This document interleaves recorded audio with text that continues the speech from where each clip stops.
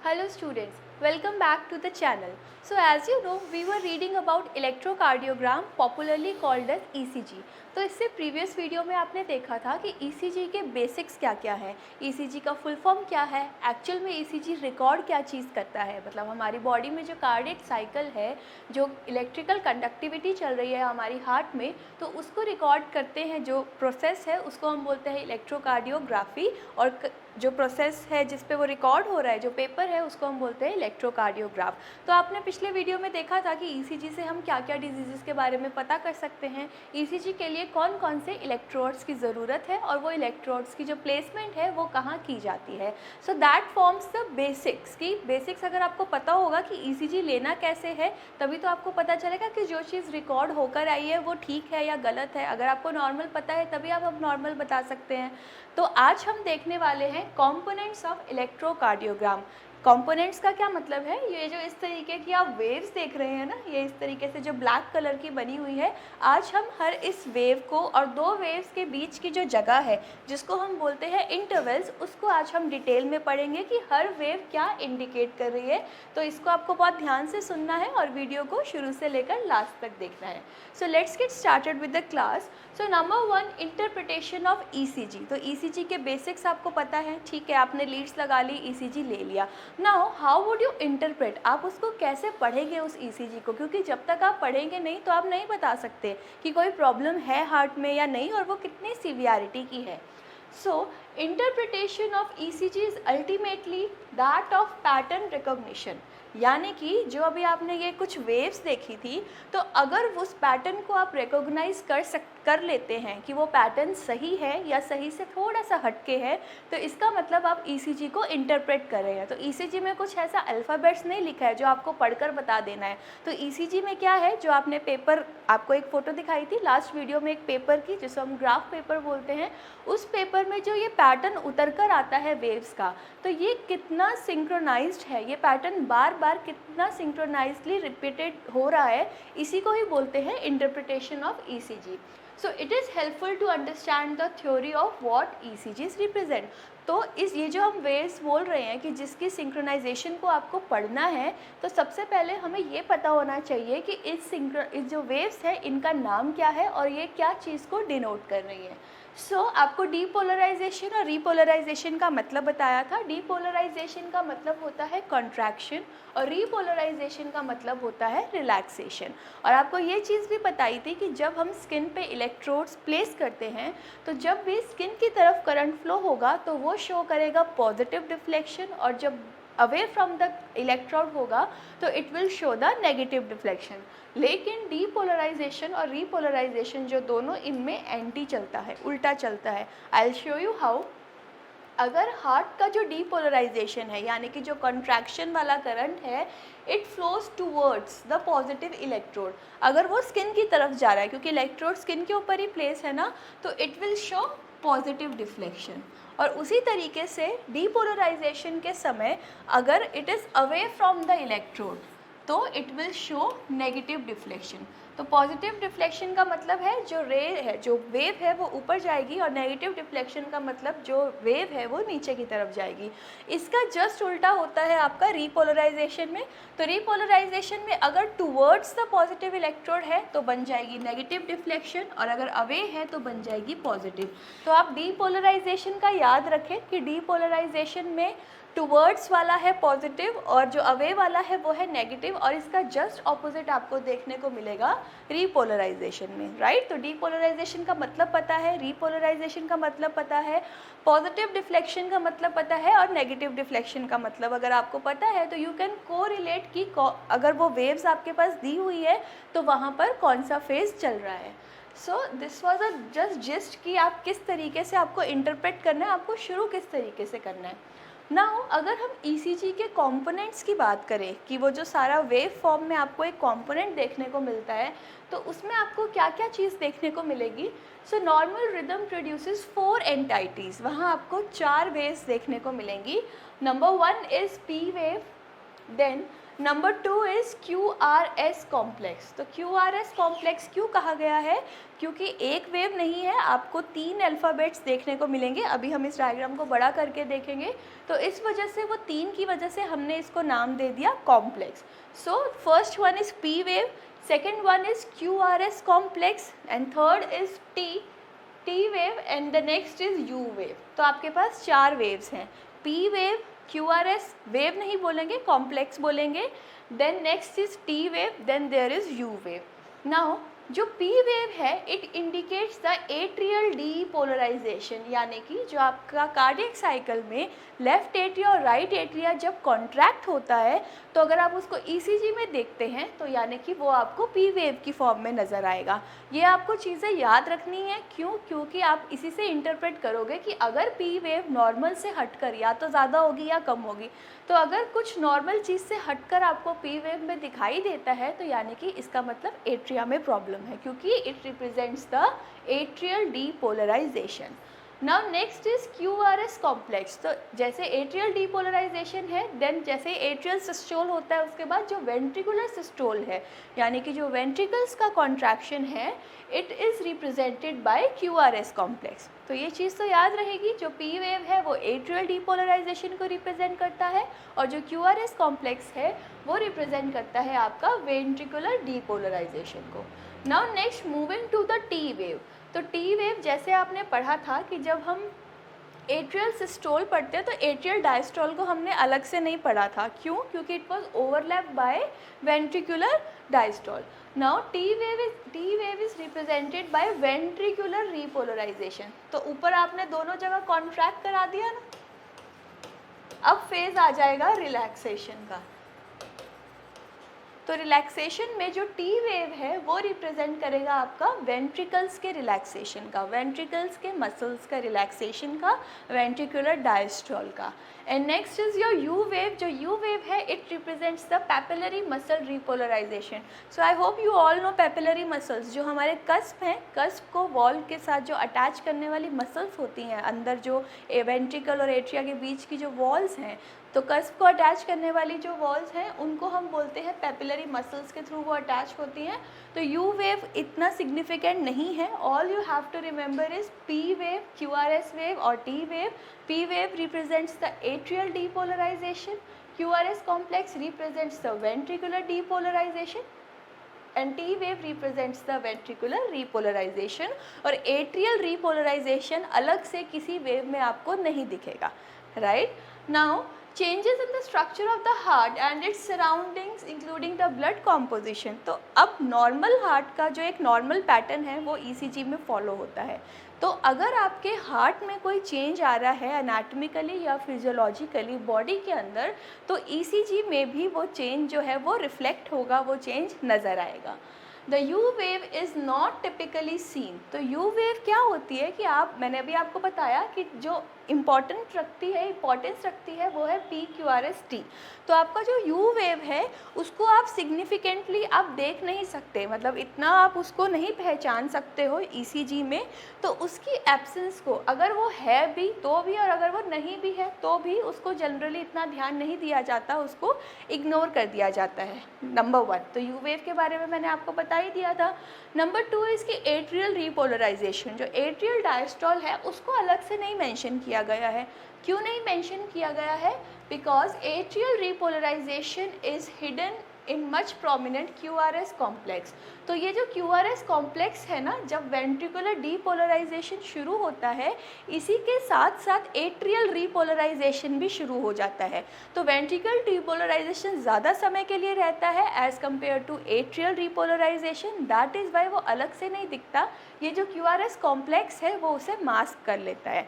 तो इसीलिए आप कभी भी एट्रियल रीपोलराइजेशन को आप नहीं मेंशन करेंगे, वो इसी के अंडर ही मास्क होता है, QRS कॉम्प्लेक्स में ही छुपा होता है। और इसके अलावा क्या होगा, अगर आपको ये देखना है, अगर आपको QRS कॉम्प्लेक्स में भी अंदर जाकर देखना है कि एट्रियल रीपोलराइजेशन वाला फेज कौन सा है, तो आपको कुछ एडिशनल इलेक्ट्रोड्स, जो हमने नॉर्मल 12 इलेक्ट्रोड्स पढ़े थे उसके अलावा भी कुछ इलेक्ट्रोड्स होते हैं, स्पेशल इलेक्ट्रोड्स, वो यूज़ करने पड़ेंगे। तो इसमें आपको ये पता होना चाहिए कि कौन सी वेव कौन से फेज को डिनोट कर रही है और कौन सा एक फेज है जो आपको नहीं दिखता, because it is masked by the QRS complex. So these are the components, जो मेन वेव्स हैं जो मिलकर एक ECG का एक पैटर्न बनाती हैं, ये वो है ये सारी वेव्स, ये कंपोनेंट्स ऑफ ECG भी आप इनको बोल सकते हो। Now you can see here, ठीक है।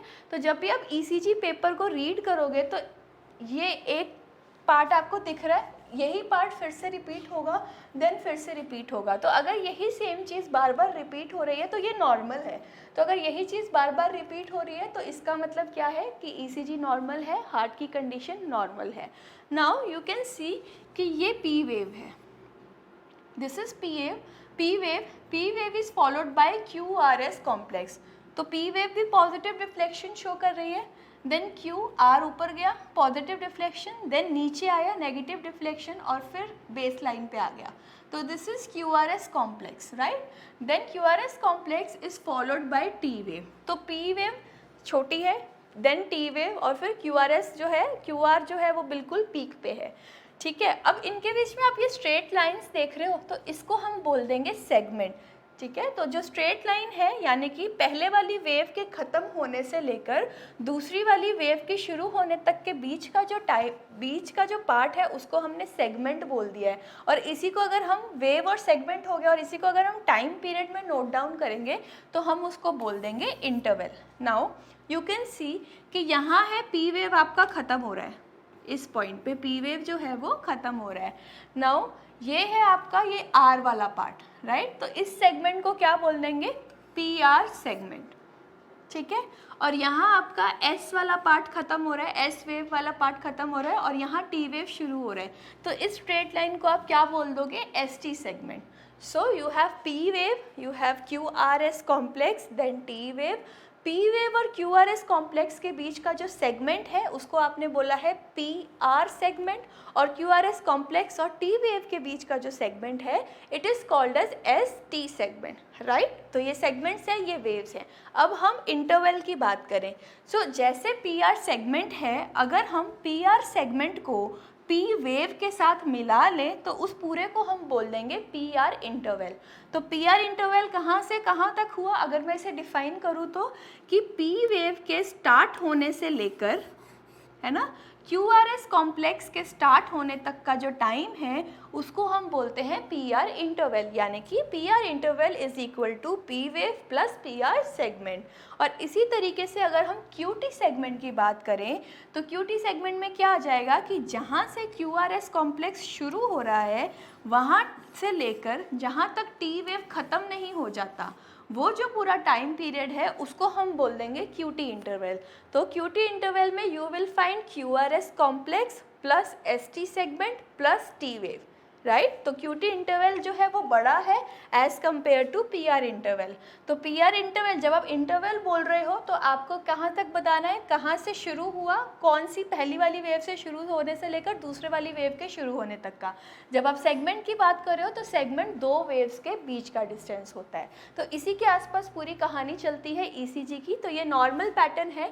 अगर आपको किसी पैटर्न में इस तरीके से दिखे, कोई डिजीज़ है कि जो ये P वेव है ये बहुत फ्लैट हो गई है या अपने जो नॉर्मल लेवल है उससे बहुत बड़ी हो गई है, तो इसका मतलब क्या है, डेफिनेटली हार्ट में कोई प्रॉब्लम है जो ECG में रिकॉर्ड हुई है।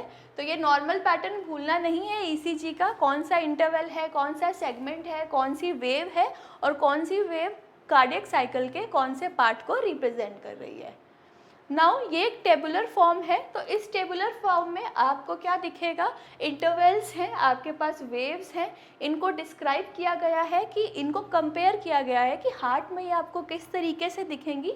Then you will find the pathology. Pathology का मतलब ये तो नॉर्मल है कि हार्ट में कैसे दिखेंगी, पैथोलॉजी में यू विल सी कि कोई डिजीज़ है तो इनमें क्या चेंज आएगा। Then this is the time duration कि ये कितने मिली सेकेंड्स तक जो है ये अवेलेबल रहती है ये wave. Now you can see first we'll start with P wave. तो पी वेव का क्या मतलब है? जो पी वेव है it represents the depolarization of atria. ये हम पहले ही पढ़ चुके हैं, डीपोलराइजेशन ऑफ एट्रिया को रिप्रेजेंट करता है। तो एट्रियल डीपोलराइजेशन का मतलब है, अगर हम इसे कंडक्शन सिस्टम के हिसाब से पढ़ें तो जब ऐसे नोड से लेकर एवी नोड तक जो इलेक्ट्रिकल इम्पल्स है वो ट्रैवल कर रहा होता है, तो वो वाला जो पार्ट है that is called as depolarization of atria, जो ईसीजी में पी वेव की फॉर्म में अपीयर होता है, रिकॉर्ड होता है, राइट। तो अगर कोई ऐसी पैथोलॉजी है तो P wave is typically upright, ठीक है। आपने देखा जो नॉर्मल ईसीजी है, अपराइट का मतलब ऊपर की तरफ है, तो ईसीजी पी वेव जो है वो ईसीजी में ऊपर की तरफ डिफ्लेक्शन शो कर रही है। If the P wave is of unusually long duration, it may represent the atrial enlargement. तो अगर ये पी वेव नॉर्मली 80 मिलीसेकेंड से कम की होती है, आपने इसका इस तरीके से राइज देखा है, तो अगर ये इससे ज़्यादा टाइम के लिए है तो वो जनरली, ये जो चीज़ें हैं ना, ये जो यहाँ पे मेंशन है टर्म्स, ये जनरल टर्म्स है। तो ये क्या मेंशन कर रहा है कि अगर पी वेव यूजुअल से लॉन्गर है, बड़ी आ रही है, तो इसका मतलब कोई एट्रियल डीपोलराइजेशन को शो कर रहा है, तो यानी कि एट्रिया का कोई डिसऑर्डर है।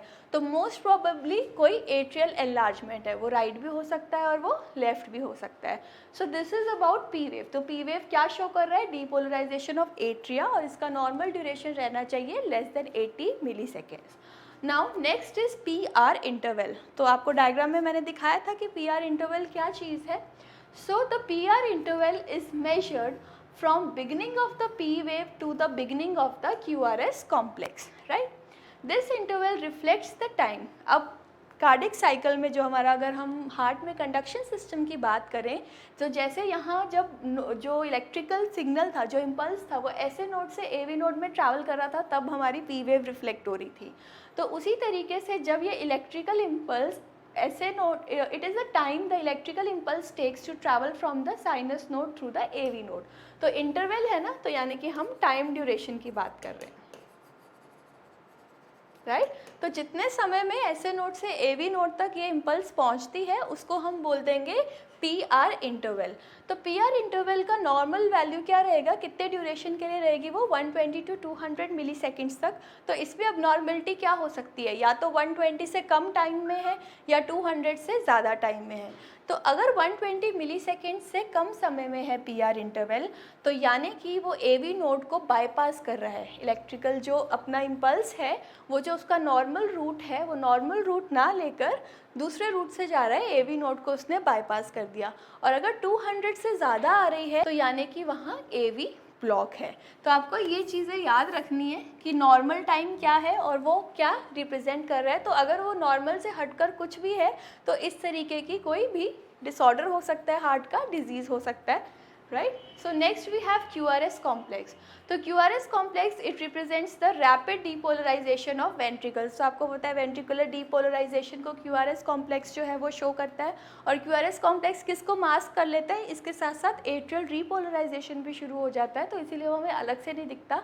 It is masked by ventricular depolarization. तो अगर तो QRS कॉम्प्लेक्स नॉर्मल इसका क्या रहेगा रेंज, 80 टू 100 मिली सेकेंड्स तक का डिफ्लेक्शन रहेगा। तो अगर तो ये वाइड है, वाइड मतलब जो इस तरीके से होना चाहिए इससे थोड़ा सा वाइड है, ब्रॉड है, अगर आपको ECG में ये दिख रहा है तो इसका मतलब कि कोई मेटाबॉलिक इशू की वजह से ये वाइड हो सकता है, जैसे कि हाइपरकैलीमिया है, इस तरीके का कोई इशू है, या हार्ट के कंडक्शन सिस्टम में कोई डिस्टर्बेंस आ गई है। और अगर ये नॉर्मल से इससे टॉल जा रहा है, ऊपर जा रहा है, तो इसका मतलब it is due to left ventricular hypertrophy. Ventricular यहाँ याद रखना है, एट्रियल ऊपर था क्योंकि वो एट्रियल डीपोलराइजेशन को शो कर रहा था, ये वेंट्रिकुलर डीपोलराइजेशन को शो कर रहा है, तो that is why it represents the ventricular hypertrophy. While very low, अगर बहुत लो जा रहा है, बिल्कुल भी डिफ्लेक्शन नहीं शो कर रहा है, नॉर्मल से लो शो कर रहा है, तो इसका मतलब कोई पेरिकार्डियल एफ्यूजन है, यानी कि जो बाहर आउटर मोस्ट लेयर है वहाँ कोई फ्लूइड भर गया है, या कोई इन्फिल्ट्रेटिव कोई सेल्स ने इन्फिल्ट्रेशन वहाँ शो कर दिया है। तो ये जस्ट एक ऐसा पर्टिकुलर नहीं आप कह सकते कि सिर्फ हाइपर कैलीमिया ही हुआ है, नहीं, कोई भी मेटाबॉलिक इशू हो सकता है। तो ये जस्ट एक नॉलेज है कि आप आइडिया लगा सकते हो डायग्नोसिस के टाइम। तो क्यूआरएस कॉम्प्लेक्स वाइड भी हो सकता है, टॉल भी हो सकता है और शॉर्ट भी हो सकता है। तो वो किस किस कंडीशंस में ये चीज़ शो करेगा वो आपको पता होना चाहिए। तो कुछ अब जैसे वेंट्रिकुलर हाइपरट्रॉफी यहाँ है, तो यहाँ आप एट्रियल हाइपरट्रॉफी नहीं बोल सकते ना, क्योंकि ये वेंट्रिकल को ही रिप्रेजेंट कर रहा है। तो इस तरीके से जो कॉमन चीज़ें हैं उसको नहीं कन्फ्यूज़ करना है। तो पी वेव जो है वो एट्रिया के लिए है और जो क्यूआरएस कॉम्प्लेक्स है वो वेंट्रिकल्स के लिए है। तो अब हम इस टेबल को आगे पढ़ते हैं। तो क्यूआरएस कॉम्प्लेक्स के बाद now there is a thing called J point. तो जे पॉइंट क्या चीज़ है? तो क्यूआरएस कॉम्प्लेक्स के ऊपर ही एक पॉइंट होता है जिसको हम बोलते हैं जे point. So J point is the point at which QRS complex finishes and the ST segment begins। यानी कि जो आपका पूरा ST segment शुरू होने से और QRS का बिल्कुल एक छोटा सा पॉइंट होता है जहाँ ये दोनों चीज़ें मीट करती हैं, उसको हम बोलते हैं J point। तो J पॉइंट क्या है? It may be elevated. तो कभी कभी J पॉइंट जो है थोड़ा सा एलिवेटेड भी हो सकता है या नहीं भी हो सकता। लेकिन अगर आपको पॉइंट की जगह एक अलग से, अब सपोज ये क्यूआरएस कॉम्प्लेक्स है, QRS, ठीक है, और ये टी वेव है। तो ये आपका ये वाला जो पॉइंट है इसको हम बोल देंगे जे पॉइंट। तो ये थोड़ा बहुत एलिवेट हो सकता है, वो नॉर्मल है। लेकिन अगर आपको ईसीजी में ये पार्ट एक सेपरेट, ये क्यूआरएस कॉम्प्लेक्स के बाद एक आपको वेव दिख रही है और फिर आपको टी वेव दिख रही है, तो ये जे पॉइंट जो कन्वर्ट हो गया है जे वेव में, right, the appearance of separate J wave. तो यानी कि कोई डिसऑर्डर है। तो इसमें हाइपोथर्मिया की वजह से भी ये हो सकता है, टेम्परेचर ज़्यादा हो गया है, या हाइपर कैल्सीमिया, कैल्शियम का लेवल ज़्यादा हो गया है, उसकी वजह से भी हो सकता है। तो J point is normal, whereas J जो आपकी वेव है, J wave is abnormal. Now next is ST segment. अब ST सेगमेंट क्या है? It connects the QRS complex and the T wave. ये पता है, हम डायग्राम में देख चुके हैं। It represents the period when the ventricles are depolarise. तो अभी इधर भी आपके जो वेंट्रिकल हैं वो डीपोलराइज ही होंगे, क्योंकि रीपोलराइज वो शुरू होंगे टी वेव में जाकर। तो यहाँ भी आपके ventricles are depolarize, contracted state में है। तो वैसे तो जो ST सेगमेंट है वो आइसोइलेक्ट्रिक रहेगा, यानी कि बिल्कुल फ्लैट में रहेगा, कोई चेंज नहीं है उसमें। लेकिन अगर आपका ये सेगमेंट अगर डिप्रेस्ड है, नीचे की तरफ है या ऊपर की तरफ एलिवेटेड है, तो श्योरली वहाँ मायोकार्डियल MI के चांसेस हैं कि जो मसल टिश्यू है वो डैमेज हो चुका है। Now next is T wave. तो टी वेव आपको पता है, इट शोज वेंट्रिकुलर रीपोलराइजेशन। तो अब जो टी वेव है वो इन्वर्टेड हो सकती है या पीक्ड हो सकती है। इन्वर्टेड का मतलब क्या है? इस तरीके से उल्टी हो सकती है, और पीक्ड का मतलब हाई हो सकती है। तो नॉर्मल ये 160 मिली सेकेंड्स तक ही होनी चाहिए। अगर 160 मिली सेकेंड से ऊपर जा रही है, यानी कि पीक्ड में जा रही है, तो इसका मतलब हाइपर कैलीमिया, पोटेशियम ज़्यादा हो गया है, या फिर अर्ली MI। ये तो जैसे MI था ना इसमें वाला जो हमारा ST सेगमेंट था, तो आपने सुना भी होगा स्टेमाई कहते हैं, जिसको हम बोलते हैं ST एलिवेटेड मायोकार्डियल इन्फाक्शन। तो ये इधर आ जाता है। तो अगर अर्ली केसेस है MI के, तो वो आपको टी वेव अगर ज़्यादा लंबा है तो उसमें पता चल जाएगा, और अगर उल्टा है, इन्वर्टेड है, तो वो क्या बताएगा आपको? Myocardial ischaemia, right. जो मायोकार्डियम मतलब जो हमारा मायोकार्डियम है, कार्डियक जो मसल टिश्यू है, उसमें अगर डेथ हो जाती है उन टिश्यू की, तो उसको हम बोलते हैं myocardial ischaemia due to poor blood supply, right. So this was about the T wave. और यू वेव जो जनरली नहीं दिखती है, लेकिन हम उसके बारे में पढ़ेंगे। तो यू वेव इज़ हाइपोथेसाइज। तो हाइपोथेसिस का मतलब जिस चीज़ को हम अज्यूम करके चलते हैं, जिसका कोई डेफिनेट प्रूफ नहीं है। तो यू वेव को हाइपोथेसाइज किया गया है to be caused by the repolarization of interventricular septum, यानी कि जो पेपिलरी मसल्स वाला जो पार्ट है उसके कॉन्ट्रैक्शन से, या इंटरवेंट्रिकुलर सेप्टम में जो मसल्स हैं उसके कॉन्ट्रैक्शन से जो वेव बनती है वो है यू वेव। ऐसा कोई सबूत नहीं है, लेकिन ऐसा माना गया है। वैसे यू वेव को तो हम नोटिस भी नहीं करते, क्योंकि ये इतनी प्रोमिनेंटली दिखती ही नहीं है, तो हम इसको इग्नोर कर देते हैं। लेकिन अगर आपको टी वेव के बाद भी, टी वेव के ख़त्म होने और पी वेव के शुरू होने के बीच में भी अगर आपको एक सिग्निफिकेंट दिख रहा है कि हाँ कोई वेव है, तो इसका मतलब यू वेव है वो। और वो यू वेव अगर आपको इतना प्रोमिनेंट दिख रही है, तो यानी कि कोई गड़बड़ है। तो वो गड़बड़ क्या हो सकती है? हाइपोकैलीमिया, हाइपर कैल्सीमिया, या हाइपर थायरॉयडिज्म। तो इनमें से कोई भी मेटाबॉलिक कंडीशंस हो सकती हैं जिसकी वजह से जो यू वेव है वो इतना सिग्निफिकेंटली ईसीजी पे रिकॉर्ड हो रही है।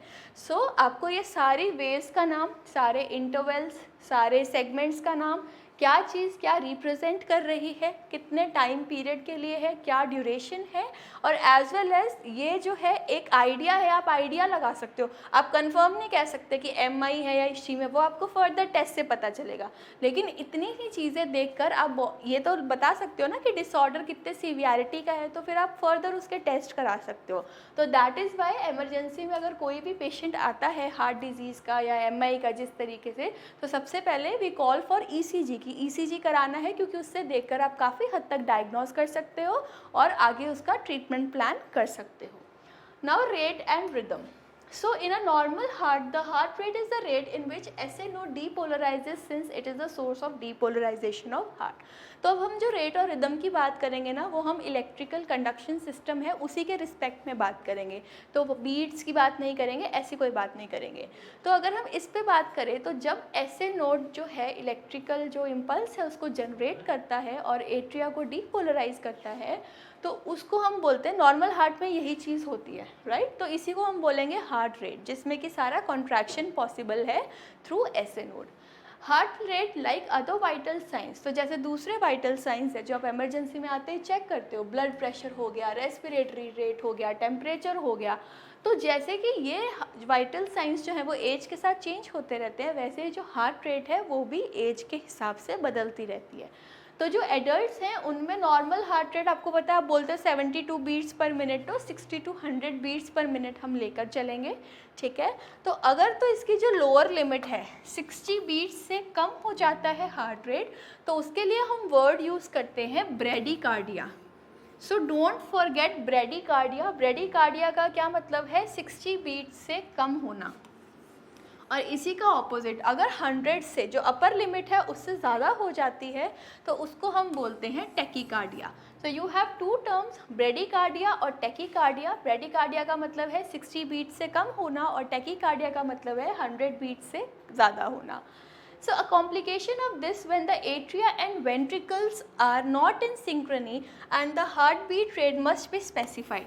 तो क्या होता है, कभी कभी इस हार्ट रेट में जो है कुछ बदलाव आ जाता है, तो एट्रिया और वेंट्रिकुलर जो है वो आपस में बराबरी बीट्स करनी चाहिए ना, पूरा heart as a unit beat करेगा, लेकिन उन चेंजेस की वजह से क्या होता है, दोनों की जो हार्ट रेट है ना वो सिंक्रोनाइज नहीं हो पाती, सिमिलर नहीं हो पाती, जिसकी वजह से हम क्या वर्ड यूज़ कर देंगे, फिर हम फिब्रिलेशन बोल देंगे।